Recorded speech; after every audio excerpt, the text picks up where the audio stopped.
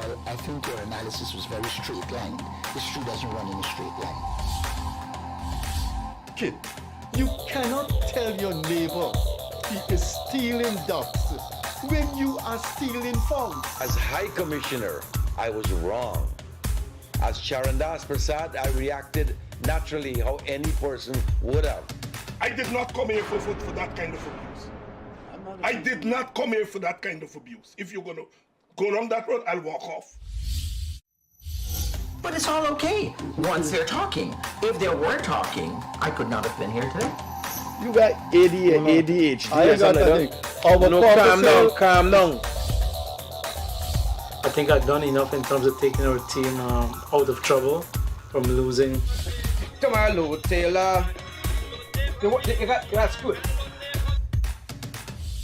I'm reading the script now, and the first person that comes to my mind to play a detective, Yes, but the an kind of erratic Mikhail detective Rodriguez. is Mikhail Rodriguez. Why an African slap an Indian? Why a man and slap a woman? No, how you deal with that? You deal with that.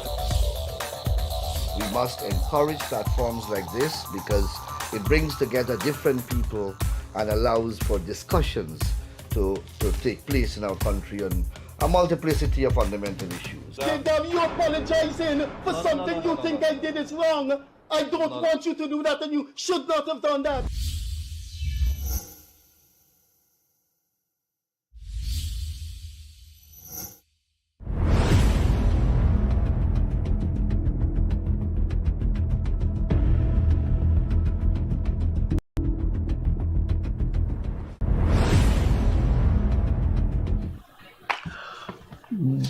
Hello there, welcome to the Freddie Kissoon Show. If you live in Georgetown, one of the most controversial institutions in Georgetown and by extension, Guyana, because the people in Barbados and Essequibo would hear about this institution all the time. When I was young, it was controversial.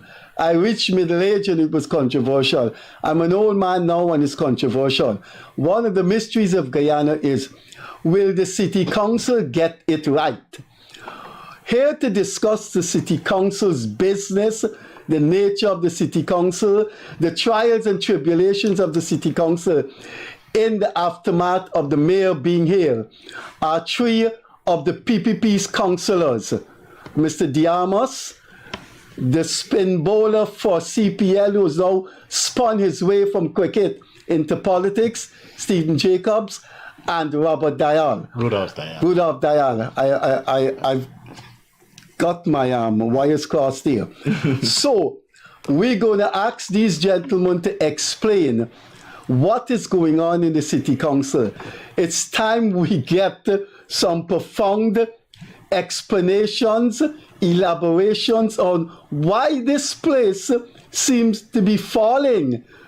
Everybody is talking about the garbage situation, etc. The mayor came on this program and said that they have, I wish they could do it for me, reduce the rate and taxes of political parties.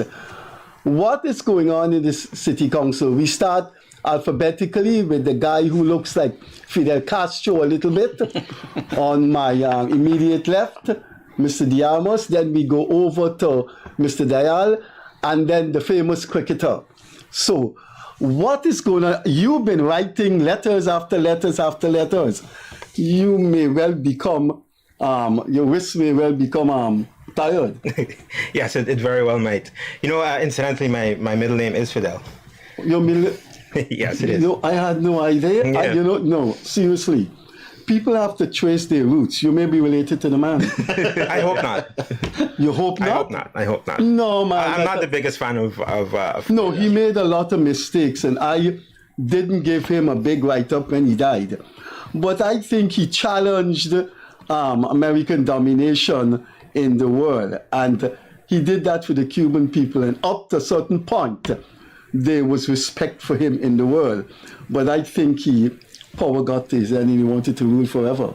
Sure, yeah. You know, there are other autocrats have challenged or have tried to challenge American hegemony, and I guess you can make the argument whether the challenge was worth it for the Cuban people or not. But that's not the issue. That's not the issue. The issue here is the place in Regent and Avenue de Republic, you think before we get to him, he could spin his way into the success of city council success. I watch him at CPL. He's a good cricketer.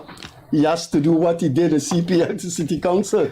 But Fidel, what's going on there, man? Everywhere in Georgetown, people criticize the city council. You know, for us, I think what it all boils down to is accountability and transparency, particularly when it comes to the stewardship of the city's resources. And until we get that right, then I don't think that the city is going to improve in one way or another until we figure out the accountability and transparency issues that have plagued the city council for so many decades. And I think that's for me the crux of the issue. This government, this municipal government, is not accountable, and its functionalism is not transparent. No, not in the least. It's not accountable in the least, and well, at least it's not accountable to the residents of Georgetown. That's for sure.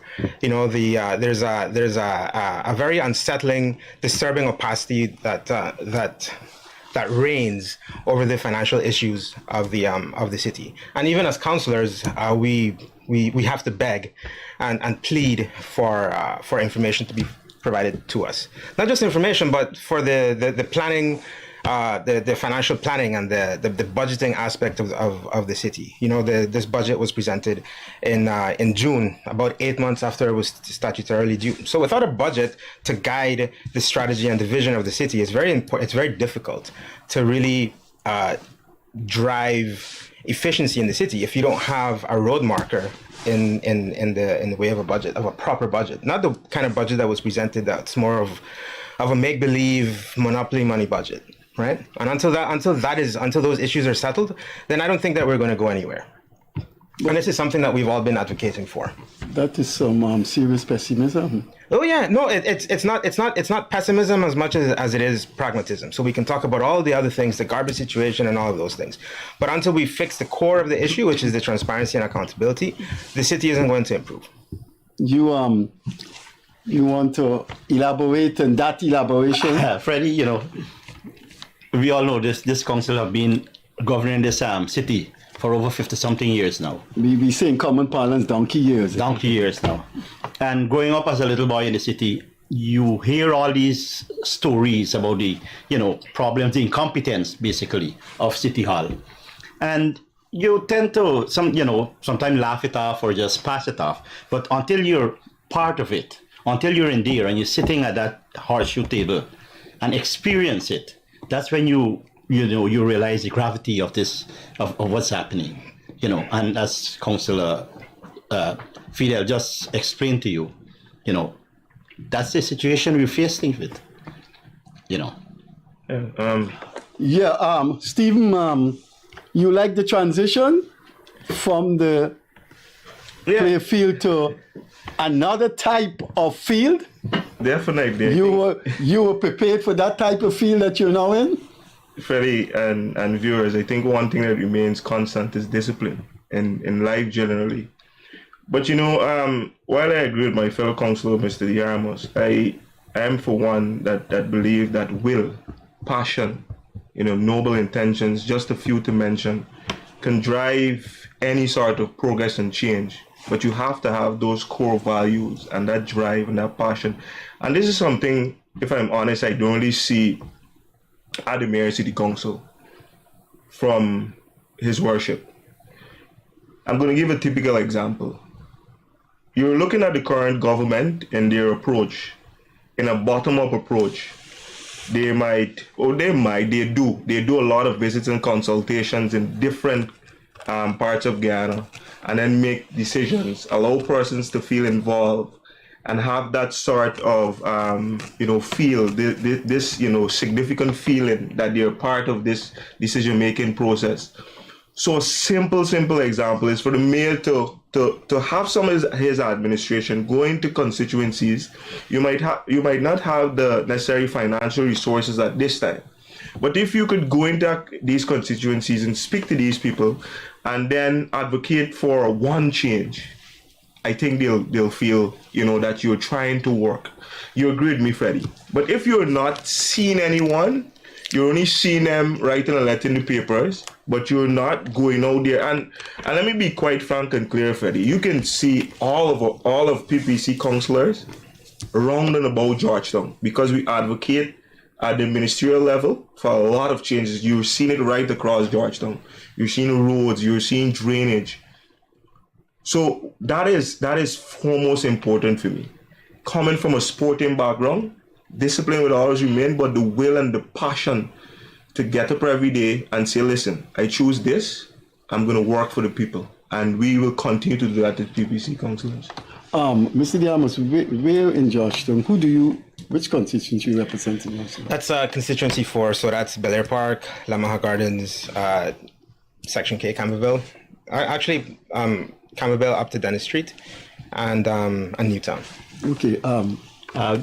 Kitty, Sir Brianville area. Okay. And the National Stadium? I share the same area with my fellow councillor from Kitty, but I like to say, and we all like to say, that we're councillors of Georgetown. Correct. Because we look at Georgetown holistically. Definitely. And we go around and speak to everybody. Correct. Okay. Mr. De Armas, why is this garbage not being cleaned? This thing looks bad to the world. It boils down to like Councillor Jacobs said, lack of will, political will, but also I've been harping on the finances, on the financials. So it boils down to that as well, lack of planning. So if we know that we have all this garbage that needs to be picked up, Georgetown is a growing city, and so the contracts that have to be signed, or the contracts that the city has with the solid waste contractors, for example, haven't been well thought out. They were signed last year, and they were renewed again this year without any changes, for just I think a small variation in some. So that contract, for example, didn't make any allowance for the collection of bulky and carpet waste. So while it makes provision, or the contract focuses on household waste, yes, but we see in many areas of Georgetown where there's a lot of carpet waste, a lot of bulky waste, and that simply the capacity doesn't exist from the city, because the idea was that the city was going to use its resources and its people to pick up the bulky and the carpet waste. Unfortunately, the city doesn't have enough trucks. It has a manpower issue, and I mentioned the budget. That budgeting aspect of it just wasn't done well enough. That planning just it wasn't done well enough, and as a result, we're facing these shortcomings, these shortfalls in equipment and manpower to really attack the problem head on. And you know, at any given time, for example, the city is maybe 60 to 90 days behind payments to the solid waste contractors.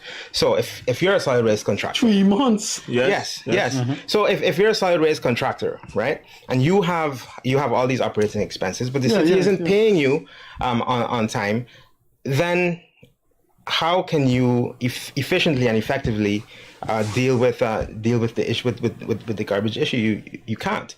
And just to go back to the budgeting aspect, the city does get a subvention every year, about $30 million, to purchase things. 2 years ago, before we made it to council, my fellow councillors can correct me if I'm wrong. The city had made provision to buy two garbage trucks, right? Unfortunately, the procurement process was so badly executed that no garbage trucks were bought, and that money, there's still money in a city council account left over from that procurement process, because up to now those things haven't been procured, and so you see throughout the theme is lack of planning, lack of accountability, lack of transparency, and it boils down to everything. It affects all the services that the city is meant to be providing to its residents. So until that is fixed, I don't see the garbage situation getting better. I don't see what. No, I don't. I don't. And as Councillor Jacobs says, well, it takes political will and discipline to work through those issues. And well, it's something that we've all on our side have been really, really, really pushing for. Unfortunately, it's taken a while to convince. Mr. Dyal? Freddie, apart from the inability of the council to, pick up the garbage, there is the dumping of garbage. All these different areas around the markets. You go down Lombard Street next to Chochin, Chochin and Lombard Street there. There's garbage always there. The problem is, every meeting we go to City Council, they have reports. How many persons have been charged for dumping? And you'll be surprised of the amount. You look around the city, every corner there's a garbage heap. And sometimes you see 4 or 5 persons have been charged in a month. What is the City Council, what are the officers doing? The what do you call them? The constabulary. What are they doing? You understand? And there's cases where today the council clean this area and tomorrow morning it's garbage again. So it's not that you have to go on some big, stakeout to find these people. You know where they are. You know where they're dumping. You understand? But they're not doing anything about it. In 1 month, sometimes 5 persons are charged and put in place before the court for littering in the city. And we literally have a garbage city, and this begs the question, what are these guys doing? Yes, I'll try to be as candid as possible on this issue. So firstly, what happened before in previous contracts, various constituencies, because of their density, would usually have multiple pickups weekly. My goodly councillor mentioned here that what has happened over the years is that Georgetown is growing at an enormous exponential rate. So what is currently in place in these constituency, it went backwards in terms of the number of pickups in those areas. You don't have to be somebody who is very intellectual or have this high sense of knowledge to understand that Georgetown is growing. You cannot take away the amount of pickups in a particular constituency. You'll have to add it because obviously you will generate more garbage. So that is something that was done. And this was a contract that was there before us. So we met this contract. Having said that, a plan, because this current garbage situation in Georgetown isn't anything new. It has been plaguing the entire Georgetown and the Mayor City Council for quite a while. So a comprehensive plan should have been in place. So firstly, educating the people. The same initiatives that the National Enhancement Committee will usually undertake in terms of cleaning the entire Georgetown and Guyana, so that you try and start that culture shift. The main economic zones, the region streets and other places where you have these business places, make sure that they have the necessary receptacles so that they practice proper disposals. Because if you go down Regent Street at various hours, you'll see a whole host of garbage, not inside receptacles, but on the ground. And then you'll have persons coming and pulling at them. You'll also have animals pulling at them, and you'll get back to that same garbage city. My good councillor also mentioned about enforcement and trying to target these areas where persons are dumping indiscriminately. You can set up sting operations. Look, recently, the EPA, we're also on the National Enhancement Committee, and also the City Police and the National Police. We worked on a mini project, I'll want to say, to stake out right at Rumville or by Stone Market. We caught about 5 persons. So these are the sort of initiatives that you have to take. You have to start somewhere. And it has to be consistent. It has to be sustainable. And this, again, it comes back to will. You have to, once you get up every day, you're the mayor, you're in charge of council, because let's be honest, it's 19 PNC councillors versus 11 councillors. And we saw it with the political the political rate policy. Once they are in favor of something, it goes that way. But again, like I mentioned, it comes back to will and properly drafting a comprehensive plan to tackle garbage. So having waste management in place, having the necessary education in place, having right now receptacles around the place, as in skip bins, dumpsters, and so forth. So you encourage persons and you direct traffic to those dumpsters. You check and see where persons are dumping indiscriminately. You clean that area. You probably adopt it to put it, make it into a nice green space, something of the sort. Plant trees, something. But you have to have a comprehensive plan.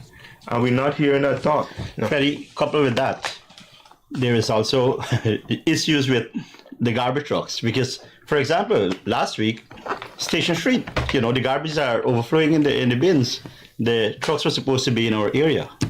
But I'm driving up East Coast, and on Success lined up, the truck was supposed to be cleaning our garbage, picking up, stuff on the road. That's out of jurisdiction. So there's a problem there also. You understand? Where these guys are not, they're leaving the area where they're supposed to be working and going and do their own stuff. I want to move on, but I want to say this before anyone of you guys who come in. The president himself, and that was obvious to any post-colonial society. He said with the oil industry, swinging, he doesn't want particular communities as we had with Bookers and we had with the bauxite, where the expatriates live in a specific area and that area is closed off. So he said he doesn't want that.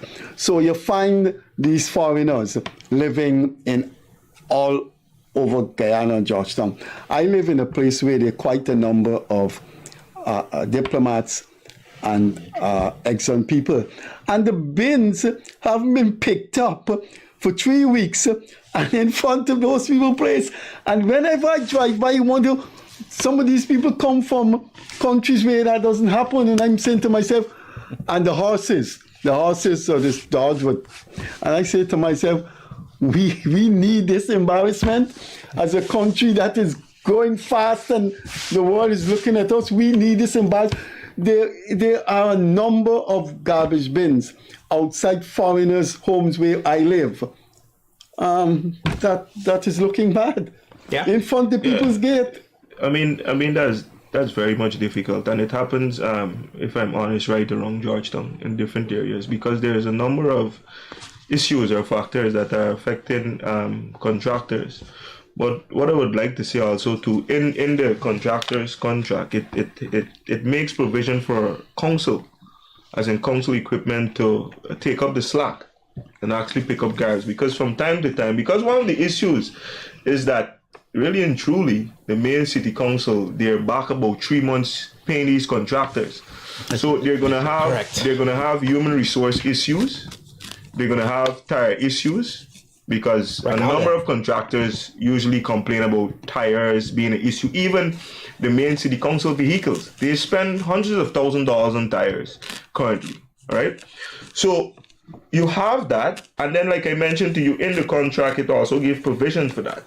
So hence our decision at the last statutory meeting is to equip council with more equipment in a dump truck so that they can pick up carpet waste, and also another garbage truck that can add to the fleet, so that when we have these shortfalls in terms of contractors, then they can step into play and remove right across Georgetown. So, let me say this, Freddie. He's absolutely correct, but it all boils down again to finances. The city's expenditures are grossly misallocated. I believe 70% of the city's revenues goes towards the payroll. 70%. That only leaves 30% for the rest of the services. The city council's job. Yes. 30%. So the last period for which council has provided any information is up to September 2023. The city had expended $1.55 billion, and Yes, and only received $1.51 billion. 70% of that, about $110 million a month, goes towards payroll. So, in the planet, why is the payroll so bloated and we get so little in exchange for services, right? And only 30%. That's a paltry sum of all the revenues that the city collects. Which, let's be frank, it ought to be a lot more. Last year, 2 years ago, we collected about 47% of all rates outstanding. So why isn't the city council doing more to pick up rates? And to add to this, you hear Mayor Mentor and other councillors decrying the need for ratepayers to pay their rates. And then they come to council and pass a most odious policy, I would say, that's going to exempt political parties from paying their fair share. Now, the city is so cash-strapped that we can barely afford to meet our obligations to the solid waste contractors and to maintain our own equipment, our own solid waste management equipment. Why are you passing these sorts of policies? We don't need them. What we need is for all institutions, all organizations, all residents, all citizens to pay their fair share of rates and taxes. You see, it's a clear case of misplaced priorities. Until these things are sorted out, and we've been advocating for it to be sorted out consistently and powerfully, the city isn't going to get better. But that political party thing has to be, this is my, politics. It has to be one of the disastrous public relations. When you hear about political parties, whether citizens like political parties or not, citizens are not disposed to government revenue and government resources being given to political parties. They vote for political parties, yes. But that has to be a serious psychic strangeness that you would want to reduce the rates and taxes for political parties. They're not impoverished organizations. One of them, two of them have just been in power just 4 years ago. The ruling party is not an impoverished party. Why would you want to explain that? You'll have to do Sigmund Freud to explain that. That was an outrageous, and I want listeners and viewers to know that we reject that policy. We stood very strong. We sounded our voice against that policy, but unfortunately it was passed. So institutional rate policy was the proven gazetted years ago. And 2801 section 214 speaks to who can benefit from such rates. So it speaks to churches, it speaks to open areas, and then also if you go down, it will also speak to the minister of that particular subject ministry has the authority to exempt persons. So what the mayor and the PNC councillors sought to do is to put political parties under the clause where they speak to social welfare organization. How can a political party be deemed a social welfare organization? They're not the core values of a social welfare applies to political parties. Their core values and fundamentals speak to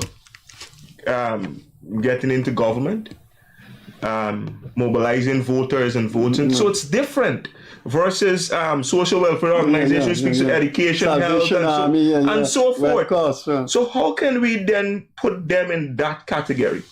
It really don't. But I mean, we saw that there obviously was an ulterior motive.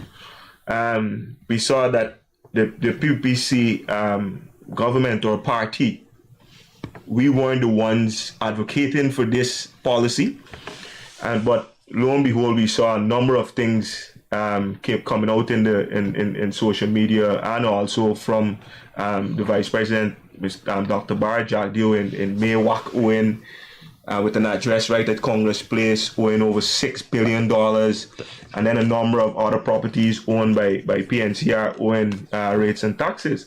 So, like I mentioned, there was always an ulterior motive. And I would also like to say that this request was brought to us via the mail from a letter from AFC, So he brought it to council. Our councillor, Miss Chase Green, the most experienced councillor. And I must say, sometimes she usually schooled the mayor in terms of telling him what to do and how to do it. Sometimes? Well, most of the time. It's a feature of council. It's a feature. Right, in terms of what to do and what needs to be done at what time. Right, but it was brought forward by the AFC. But again, you Freddie, you have a long history in politics, so you would understand how outrageous was that policy. But it speaks to what they're thinking and their vision. It's a election disaster.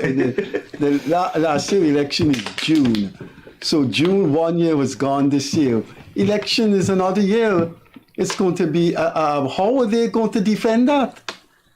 I think it's indefensible. There's no defense to it, really. But when this debate was going on, could any one of you detect some kind of strong intellectual defense, not just the brazen political thing? Someone came up with an intellectual defense across the floor. So let me answer this, because what had happened after the mayor had brought it forward. I mentioned Madam Chase Green. What she did at that time is say, listen, Mr. Mayor, this cannot be approved right now with this statutory meeting. It has to go to a committee meeting. So myself and Don Singh, we were part of that committee meeting. It was actually a finance meeting. I'm actually not part of the finance committee, but happened to be there at that time. So while going through the document, right, and let me make it clear, Freddie. I'm a councillor into politics for about a year now. Coming from a business and also a sporting background, I'm sure that you would agree with me that I would definitely need to do my reading to catch up and so forth. And then also in the environment that I'm currently in, I'll need to listen and then analyze and don't obviously make rash decisions. So what I did at that time, I listened to the mayor and also the other councillors who were speaking. I added my 2 cents to the piece, and I said, listen, before a decision is made, this document has to come back to the finance committee, because what I wanted to do is do some investigation around, because you can sense something wasn't right, and the approach was having this thing head back to statutory with a few changes, and then also passed. Right after then, the next time I saw it, another councillor saw it, was at a statutory meeting. We did put up a strong defense. We did mention that this here would be or can be classed as a conflict of interest, because a political party is now deciding what a political party pays, so it can be seen as a conflict of interest. We're also asking ratepayers, residents of Georgetown, to pay their fair share and not giving them a 75% discount, I would call it. It is 75%? No. 75. So they're going to be paying 25%, right? Of their. That's still a substantial. So it had gone. I think it had gone from 275%, which is the commercial rate, to 25%. Right. So institutional. That's a whopping discount. Yeah, I could be wrong on whether they were paying the commercial rate or not, but the commercial rate is 275%. So they only pay 25%. And they've gone to 25%. 25% of whatever is their demand notice or arrears or whatever, right? So we made that, and then while going through the document in that particular meeting, there were a number of items that had to be corrected, that we even said, listen, even because we're fighting for our lives basically and the citizens' lives, because this makes no sense, and we're saying, listen, if you go through the document, there's a clause that speaks to the finance committee, because it's a standing committee, they can pass. So they can pass if a political party obviously apply for this rate to be applied to them, they can pass instead of coming to full council. And then also they had another clause in that policy document that speaks to a political party will be eligible for this break if they're 2 years old. That had to be changed. So you were going through a policy at the statutory meeting and making correction. it's clear that this document even wasn't ready. It was just to. It was pushed through. Roughshod. And you. It was embarrassing, I must say. You asked about an intellectual defense. The mayor mentor went on a press conference. His defense was that campaign season is coming up, and political parties need money to campaign, basically. And I challenge the viewers. Business. It's not the city council's business, but I challenge the viewers to find that press conference that Mayor Mentor did, where he said that, and I think he was quoted in the papers as well. So that's their defense. That's their intellectual. So let's do 25% across the board, and even for citizens, because they also need monies to buy. So food. They need monies to live. Right. Exactly. So let's do it across the board. But it will of course come to naught. Will it? The local government commission cannot block any decision of the city council. I can't speak to that. And I really can't. But as far as I know, it's passed. It's passed. It's a decision of council, and it's been passed. So these political parties are going to enjoy that, and they say they're going to take the reduction. Well, please don't say these. There's the PPP said they wouldn't take the reduction. No. And we've been up to date with our rates. Payment of rates and taxes. So no. But remember, the PPP now has to pay rates and tax with 25% reduction. So what the PPP going to do is pay the rates before the 25 reduction. So the document spoke to that you should apply. Okay, so the PPP said they will not apply. Right, you should apply for the reduction. So PPP wouldn't apply. AFC in financials.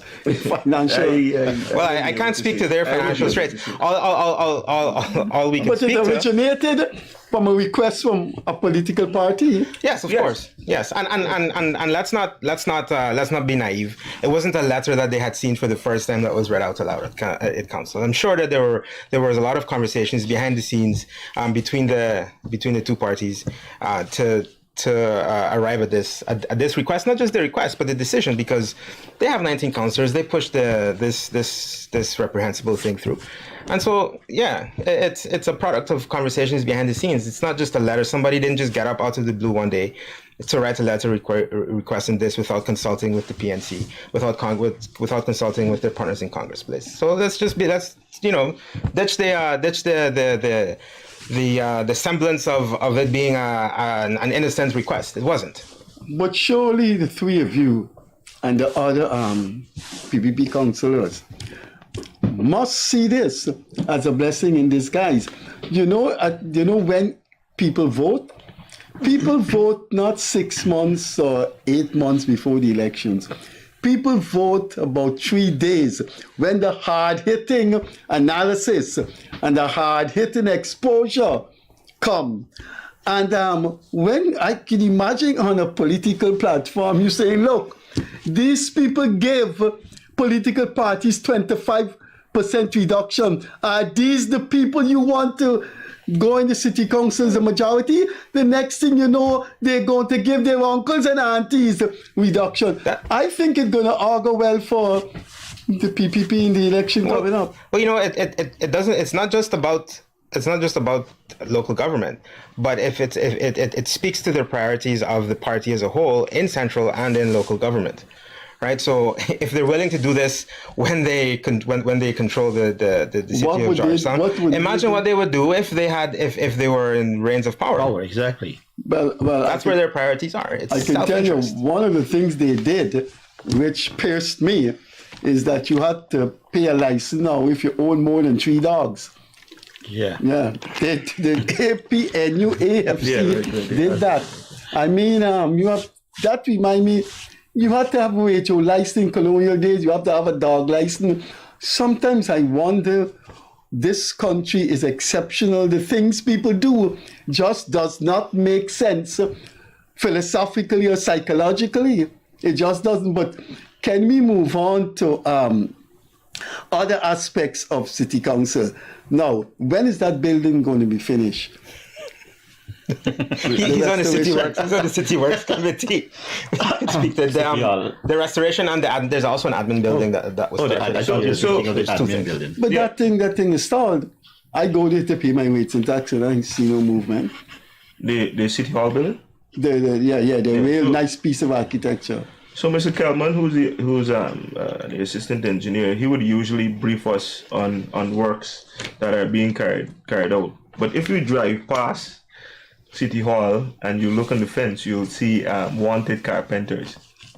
You'll see that a number of times.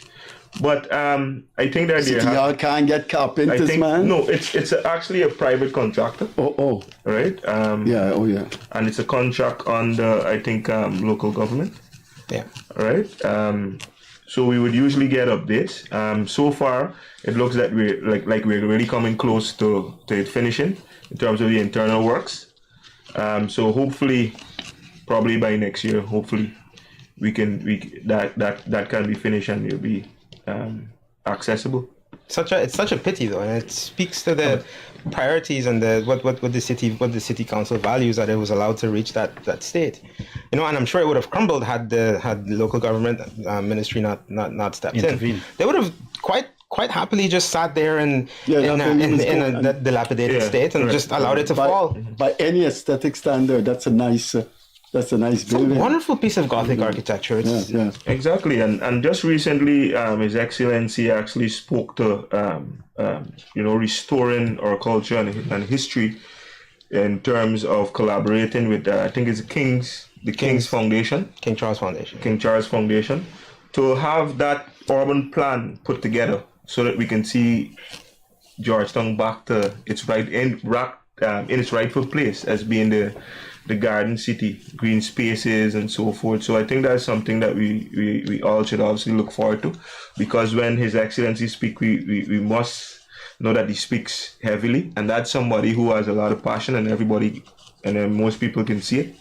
So that's something I'm definitely looking forward to, because it to be honest, it can't be left in the hands of this current PNC-led council. Because like I mentioned, and this is something that I'm very, very strong on, it's the will. Because you just look at the vice president, for instance. Every single Thursday he comes and he defends his policies, he defends his track record, he basically speaks to the media, and all the plans and everything, are laid out in front to the media. And citizens, and we know of what's happening, and then you look on the other side and you don't see that type of thing. Something as simple as having a simple press conference. The mayor should have a simple press conference just to update the citizens of what's happening in council or at the main city council. How often do you see that? You only see that when PPC councillors go and highlight the facts, then you come to defend or give persons your view, which in most cases, well, all the cases are lies and fallacies. Before I go on, yes, you guys want to say anything? I wanted to talk about that collapsed roof of Stamp Book Market. Suppose that thing had killed people. Suppose people were underneath there. That's a clear representation of the PNC-led council. How can you condemn the area, but in terms of visiting and doing checks and having an update? Let me give you again. I like to make simple examples. You have 19 PNC councillors, right? Let's say that you don't trust the PPPC councillors, right? But you have 19 PNC councillors. You're supposed to formulate a plan that gives each councillor a particular responsibility and then report back to the mayor. It's a simple system, because you see it right now. You have the president, you have the cabinet. They're in charge of different ministries. So they carry out the president's agenda or vision. So it's simple. So you have someone who's the chair of the market committee. You need to make sure you visit these areas, report. So then when we sit and we have these meetings or carcass before council, we know what we're about. It's not planned, it's not organized. I'm just saying, if you were to use these 19 councillors. So You're giving them too many ideas. No, but we it's too easy. You know, and what you're saying, it doesn't take any money. All it takes is will. All it takes is will to go and inspect these areas and report back. You know, and we do it. Let me be frank. We do it, and then we advocate from at the ministry level, because right now you're seeing lights going up at Starbrook. A sanitary block will be built soon at Starbrook Market, all from the Ministry of Local Government. You're seeing roads done right across Georgetown, all from the Ministry of Public Works. You're seeing drainage works at the main canals through NDIA. You're seeing a pump station being established at Lindendal that will drain the whole south of Georgetown. You're seeing assistance by the Guyana Police Force. You're seeing a big, because the Guyana Police Force is now calling it the modern way of policing, where you're seeing cameras right around the Starbrook area, big three-sided screen. Soon it will be at border. So you're seeing interventions from the government and also through advocacy, because and the ministers can tell you, the PPC councillors are annoying to listen. We need this. This has to happen in our constituency, because you know we feel for the citizens. We understand what they're going through. If it weren't for that, really, we would. I shudder to think where Georgetown would be. Something as simple as desilting of drains, community drains, something that that the city council could actually do. But again, it goes back to the planning. And if I remember correctly, the play budget, the monopoly budget, I referred to that because it has no basis in reality. It did make provision for $30 million for community projects, right? Mm-hmm. That's $2 million. There's 15 constituencies, so that boils down to about $2 million per constituency to do works. Maybe it's desilting of drains, maybe it's clearing of a community ground, so, something like that. Fortunately, the budget was so badly planned that there's currently no money available to do those works on the part of city council. So what happens? Do we allow the city to rot, to fall into this into disrepair? No, we have to be annoying to our ministers in central government, and not just the ministers, but His Excellency and Vice President Jagdeo. We are quite annoying because the works need to happen. The city cannot just remain stagnant and rot. It can't. It is too important to the future of Georgetown for that to happen. It cannot happen. Freddie, one of the biggest money-making institution in the country for the city council is you have the markets. And the councillors will tell you, we took a walk in Border Market, and it was a disaster. I know. I buy gearback a day often. The fish and the meat area, there was no running water. Persons had to go fetch water with buckets. So in some cases, they're selling the junkies. You don't know where they're dipping the water from. You had the roof was leaking, and on City Hall payroll there's a tinsmith. There's a tinsmith on the payroll. There's various tinsmiths, positions that are redundant. But you have the market. One young lady referred to it as Kaitour Falls when the rain fall. You understand? But one visit from us, and the very next day, all those things were put in place. We were able to get water, and it's not something the council couldn't have done. But it's just the way of doing things. Councillors, I had an experience that was quite revealing in the year 2024 in a country that is now the leading country of the Caribbean. And the Caribbean is not individual countries, but the Caribbean is seen as a nice place in the world. I went to do my exercise in the park, and then from the park left to go to Border Market to buy Gail Barker. And I reached there at 10 to 10, and the markets were closed. This is a modern world. I think it's somebody said, I think it's the vice president, when Kemba Jamjatan say institute 2 o'clock curfew. I think the president said nobody goes to a party or goes dining before 9 o'clock in the night. I can tell you, a Caribbean country comes alive after 8, 9. Now, how could you close the market at 10 o'clock in the morning? That is when you go to church, you go and you do your necessary things at home because you work all week, and then you go and do your little shopping after 10. So what happens in 2801 speaks to opening and closure of markets, and this is something that we've been working at council. So 10 o'clock in the morning. There are different timings for various markets, but what we've been doing at council is trying to listen to obviously the stallholders, and then just like you mentioned, which makes sense in terms of opening and closing hours, to have those timings rearranged. Just recently we rearranged a particular area, I think it's somewhere around Starbrook, correct me if I'm wrong, in terms of times allotted for vending. So that is something that we're working out right now in council, and we'll definitely take this up at our next statutory raising. It has to reflect Guyana's changing reality as an economic powerhouse, right? More and more people are working. More and more people have jobs, and the simple things as the timings of the markets must change to reflect Guyana's changing reality. I mean, it's not rocket science. All it takes is a little bit of proactivity on the part of the council. That's all it takes. A little bit of vision, a little bit of proactivity, which is practically non-existent. It's a very, very reactive council. We wait until the roof of a market collapses to do something about it. You know, Gentlemen, sorry. No. That's the president visited Border Market. I was with him. Concerning security. And when the mayor was here, I raised it. Those people are at the mercy of robbers at 2 o'clock, 3 o'clock in the morning.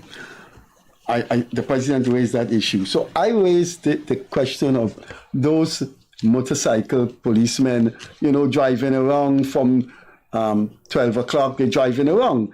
Good, they have them at impact base at Breakdown, the Central Police. And he said, yes, they will. That's something to think about. But that should have been implemented. Those people come down from Canal Pole around, they reach here at around 1 o'clock. And those guys from motorcycle waiting to pounce on them. There's no security. Freddie, do you know that until recently, in fact, I'm not sure if that has been done yet, the city constable has had no uniforms? So if you're unable to even wear a uniform, the people have no respect for the city constable, really and truly. So it is hugely understaffed, despite 70% of the city's revenues going towards payroll. The city constable is grossly understaffed. I think at any given night, there are two city police at Stabrook, right? At any given night, and they're female constables as well, without uniform, so they're not even instantly recognizable to a would-be robber. What's wrong with this? Georgetown is 200,000 citizens. It's a case of misplaced priorities. But basis of. And yet they're going to give themselves that reduction in rates and taxes, which the city police doesn't even have uniforms, but the PNC, Congress Place, must pay 25% rates and taxes. $6-point-something billion. After that visit, Freddie, that obviously His Excellency made some interventions and so forth. Councillor was there with His Excellency early that morning, and then in about 3 hours to 4 hours after, other councillors were there because His Excellency wanted an outpost. He listened to the citizens there, or the persons who were the vendors there, right, to obviously occupy that space.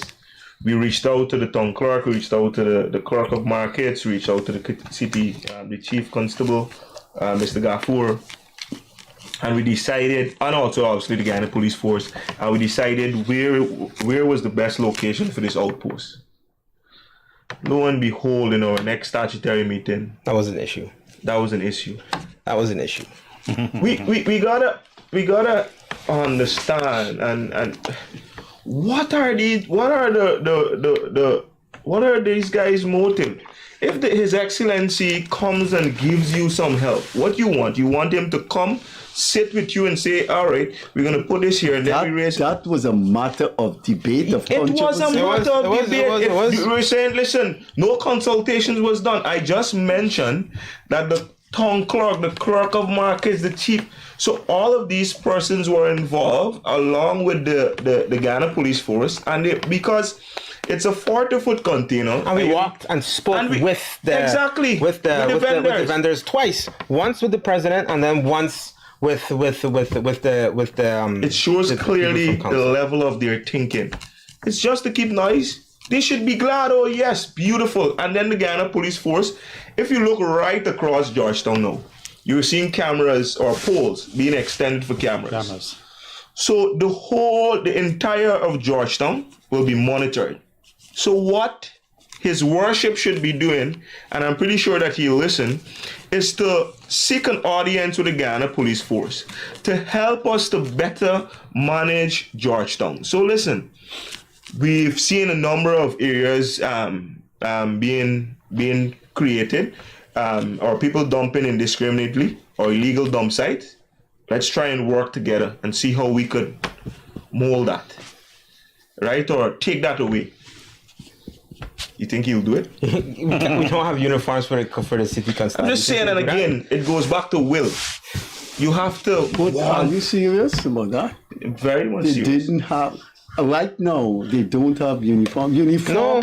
The uniform symbolizes authority. It's correct. Very important. When you see that policeman with that uniform, it has a symbol of every. So they don't have uniform for the city constabulary at the moment. And these people in civilian clothes. And a revealing anecdote from a statutory council meeting where we spoke about this.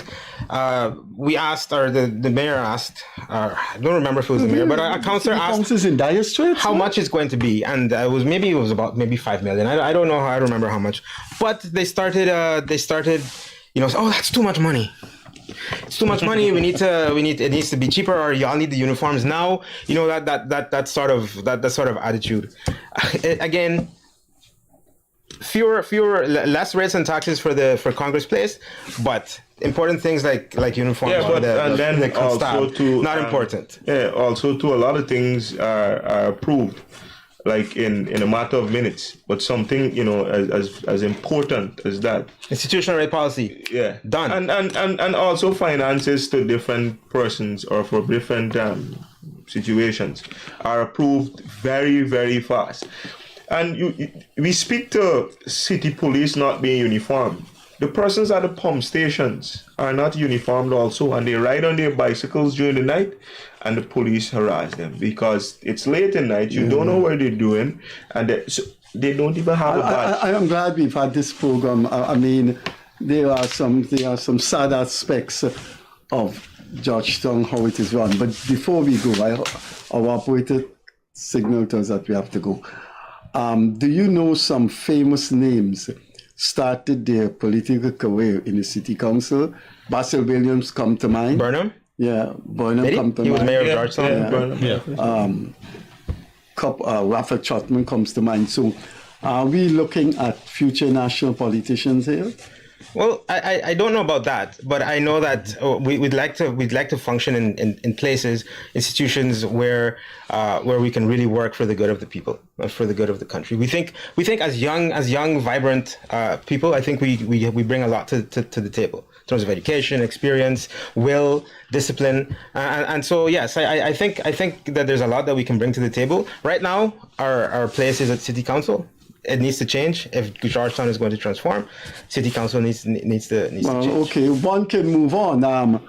We're going to have national politicians sitting in Parliament. Former cricketer Stephen Jacobs. With that, don't you see that as a possibility? Oh, absolutely. So, just in closing, Freddie, if you could just permit me, I'd just like to bring the citizens of Georgetown to their attention that we'll continue to fight as PPC councillors. We'll continue to bring the facts to light and advocate for the betterment of Georgetown so that Georgetown can be a better place, and we will not stop. Just like my goodly councillor mentioned, we are now sitting at the main city council, and we're doing every single thing in our power. I'm pretty sure, and a lot of viewers can attest to this, that this is probably one of the first time they've seen so much action from the opposing side, the PPC councillors, and we will not stop until we'll continue to hold them accountable for their actions. This is a PNC led. Yes.